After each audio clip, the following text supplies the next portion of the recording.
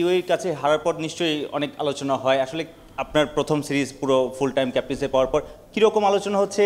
দুবাইতে ছিলেন, এখানে প্র্যাকটিস করেছেন, দলকে আসলে কীভাবে মোটিভেট করছেন এবং আলটিমেট টার্গেটটা কি এই সিরিজে? আলোচনা সমালোচনা হবেই, ভালো ক্রিকেট না খেললে এটা তো নর্মাল জিনিস।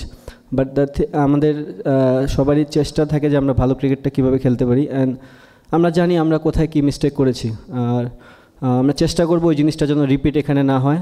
আমার মনে হয় আমাদের টিমটা খুব ব্যালেন্স সাইড, ভালো গেম উপভোগ করব। বাংলাদেশের ব্যাটিং লাইন আপ কিন্তু আপনার ব্যাটিংয়ের উপর অনেকটা নির্ভর করে। পাকিস্তানের বিপক্ষে টি-20তে যদি বলি 5 ম্যাচে আপনার 130-এর উপর স্ট্রাইক রেটে রান, সেই ফর্মটা লাহোরে দেখতে পাবে কিনা দর্শকরা? সবাই আপনার উপর আশা করে আছে। না দেখেন, অবশ্যই আমার ব্যাটিং রোলটা অনেক ইম্পর্টেন্ট এই টিমে, আমিও জানি সেটা। আমি চেষ্টা করব যেন আমার ধারাবাহিকতা বজায় রাখতে পারি। আর আমার টিমে অনেকগুলো ব্যাটসম্যানই আছে যারা কারেন্ট খুব ভালো ফর্মে আছে। আমার টি-20 আমার কাছে মনে হয় না not only single handed game. আমার মনে হয় যে ফুল যদি আমরা combine as a batting unit ভালো করতে পারি, আমাদের রেজাল্ট আসার চান্সেস। ক্যাপ্টেন, আমরা যদি তার আগের সিরিজটা দেখি, আমরা ওয়েস্ট ইন্ডিজে 3-0-তে জিতেছিলাম, লাস্ট সিরিজটা হেরেছি।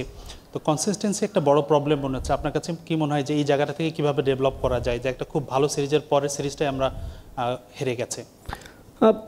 দেখেন, অবভিয়াসলি আমরা যদি ধারাবাহিক হতাম তাহলে হয়তো বা আমরা ওয়ার্ল্ডের অনেক টপ টিমের ভিতর থাকতাম। আমরা যেহেতু পিছনের টিম, তার মানে আমাদের কিছু ল্যাকিংস আছে। সো ওই জিনিসগুলো নিয়ে আমরা কাজ করতেছি কীভাবে ধারাবাহিক হওয়া যায়। আর প্রত্যেকটা সিরিজে একটা ডিফারেন্ট চ্যালেঞ্জ থাকে। ওয়েস্ট ইন্ডিজে একরকম চ্যালেঞ্জ ছিল, ইউইতে এক ধরনের চ্যালেঞ্জ। আমার মনে হয় এইখানে যে সামনে 3টা গেম থাকবে, এখানেও চ্যালেঞ্জ থাকবে। সো চ্যালেঞ্জগুলো আমরা কীভাবে নিতেছি এবং কীভাবে অ্যাকসেপ্ট করতেছি এবং টিম ওয়াইজ কীভাবে কালেক্টিভলি পারফর্ম করতেছি, এটা হচ্ছে দেখার বিষয়। লিটন, 2টা প্রশ্ন। একটা হচ্ছে আসলে পিচটা কেমন দেখলেন? আপনি যদিও অ্যান্সার করেছেন, আসলে ডিও ফ্যাক্টরের ব্যাপারটা নিয়ে কথা বলেছেন, এটা একটা বলবেন যে পিচটা কেমন দেখছেন। আরেকটা হচ্ছে যে আমাদের কয়েকজন বোলারকে আমরা পাচ্ছি না, এটা কি আসলে চিন্তার কারণ কিনা? উইকেট সম্বন্ধে যদি বলি, লাস্ট কিছু যতগুলো গেম দেখেছি পিএসএলে, খেলার তো সুযোগ হয়নি। সো যতক্ষণই টিভিতে দেখার সুযোগ হয়েছে, উইকেট এখানে খুবই ব্যাটিং ফ্রেন্ডলি। অবশ্যই এখানে রান হবে আমরা আশা করতেছি। আর যে জিনিসটা বললেন তাসকিন অ্যান্ড ফিজ, দুইটা আমাদের কি ফ্যাক্টর, এবং এটা একটা ভালো দিক যে তারা যখন না খেলবে তখন সেই জায়গাটা কে দখল করবে, কে ওই জায়গায় বসবে। আমার মনে হয় 2টা প্লেয়ারের জন্য এটা ভেরি গুড অপরচুনিটি যে তারা এই সুযোগগুলো নিচ্ছে, এবং আমার মনে হয় তারা এই সুযোগগুলো কাজে লাগাবে। Definitely the last series what we thought is not up to the mark, but this is the new series, new challenge come.